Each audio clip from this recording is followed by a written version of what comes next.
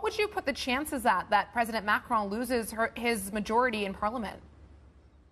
Good morning. It's great to be on the show. Look, I think there are three scenarios for the election. The first one is a scenario where Jean-Luc Mélenchon and his left-wing coalition gets an absolute majority that forces Macron to appoint him prime minister. I think that's rather unlikely. And then I think you have two equally likely scenarios, as shown by the polls, by the current opinion polls. One in which Macron gets an absolute majority, and that obviously will be the best case scenario for the president. And one that has emerged in the last 2 weeks where he actually fails to get an absolute majority.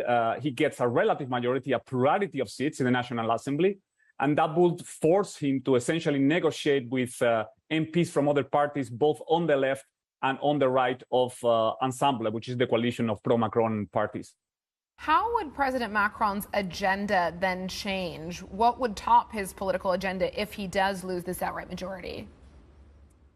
I think it really depends on the size of the amount of MPs that he will need to pass legislation. Look, I think from the point of view of potential allies in parliament, one very clear ally for Macron, if he doesn't get an absolute majority, is Les Républicains, the Republicans, the Conservative Party of France, that are shown to get around 60, 80 seats, depending on opinion polls. And on that scenario, I think to pass reforms of the kind of the ones that Macron has been passing the last years wouldn't be so difficult, because I think at the end of the day, the Republicans are pro-market and so on. I think the key question is, what would the Republicans ask in return? For example, if they were to exercise a lot of influence in the assembly, would they ask Macron to change prime minister, to basically get rid of Elisabeth Borne and appoint someone more to the center-right, such as Bruno Le Maire? For investors bracing for the results of these elections, what's the worst-case scenario for markets? I think the worst-case scenario is clear. It's one where Jean-Luc Mélenchon gets an absolute majority and gets appointed.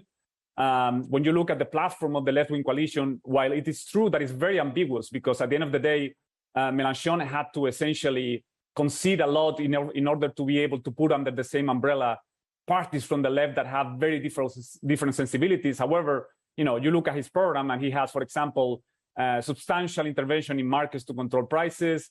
He even has suggested that he will disobey European legislation if he thought that it went against his preferences. So, all in all, I think Jean-Luc Mélenchon victory, a victory of the left-wing coalition that will force Macron to appoint Mélenchon prime minister, will be the worst-case scenario.